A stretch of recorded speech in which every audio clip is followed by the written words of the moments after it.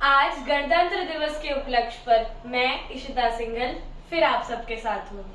आज मैं आप सभी को भारत के इस गौरवशाली सफर से अवगत कराना चाहूंगी, पर मेरे नजरिए से। तो हमारी कहानी शुरू होती है 15 अगस्त 1947 को। जी हाँ, वही दिन जब हमें आखिरकार अंग्रेजों से मुक्ति मिली। वही स्वतंत्रता, स्वराज, राष्ट्रवाद, सत्याग्रह, इनकलाब का दिन। वो भव्य संस्कृति का राष्ट्र जो फिर जाग गया, वो सोया हुआ शेर जो फिर दहाड़ने लगा, है ना। पर पूरी कहानी ये नहीं थी। देश बंटवारे से गुजरा था, दंगों ने हमें जकड़ा था और अर्थव्यवस्था बुरे हाल में थी। ये लुटेरे तो चले गए, पर अपने पीछे छोड़ गए अनिश्चितता। हमारा भविष्य अनिश्चित था, हम किस राह पर निकल पड़ेंगे वो अनिश्चित था। पाकिस्तान को ही देख लीजिए, हमारा प्यारा पड़ोसी जो आज एक मिलिट्री स्टेट, एक फेल्ड मिलिट्री स्टेट के नाम से जाना जाता है। पर हम बहुत आगे आ चुके हैं। आज भारत विश्व में एक मजबूत आवाज है। हम बस कोई भी देश नहीं है, हम भारत हैं, विश्व गुरु, विश्व मित्र। पर किसी को उम्मीद नहीं थी हमसे।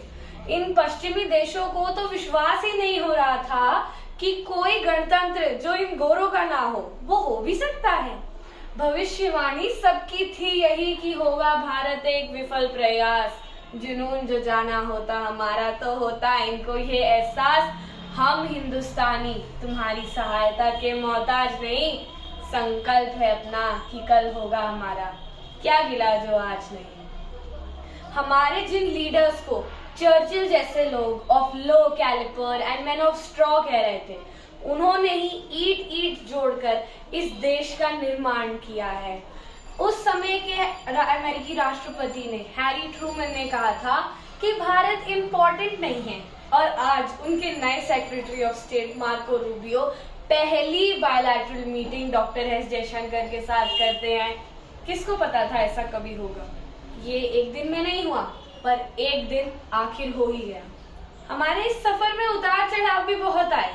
1962 की चीन से जंग, 1990s की इकोनॉमिक क्राइसिस, पर हम इस सब में राह नहीं भटके, सीख लेकर आगे बढ़े।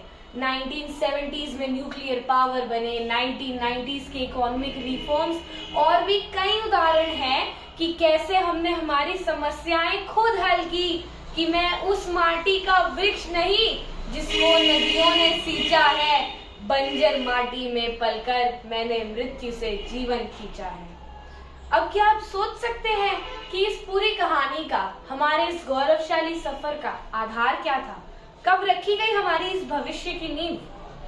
जी हाँ, हमारे संविधान के साथ, जिसने आज तक हमारे अधिकारों की, हमारे गणतंत्र की, हमारी एकता की रक्षा की। इसीलिए तो गणतंत्र दिवस केवल हमारे गणतंत्र का पर्व नहीं है, बल्कि ये एक उत्सव है।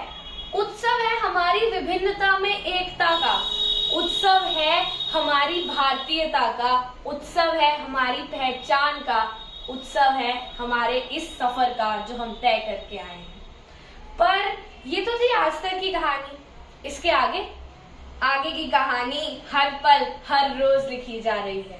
इस सफर में 4 चांद लगाने की जिम्मेदारी अब आपकी, मेरी, हम सब की है। तो आइए आज वादा करते हैं कि न केवल सरहदों पर रक्षा हो, न केवल युद्ध में काम आए, जहां रहे वही मिसाल बने, हर कर्म ऐसा जो देश का मान बढ़ाए। अंत अटल जी की बड़ी ही प्रसिद्ध पंक्तियों से करना चाहूंगी कि सरकारें आएंगी जाएंगी, पार्टियां बनेंगी बिगड़ेंगी, पर ये देश रहना चाहिए, इस देश का गणतंत्र रहना चाहिए। जय हिंद, धन्यवाद।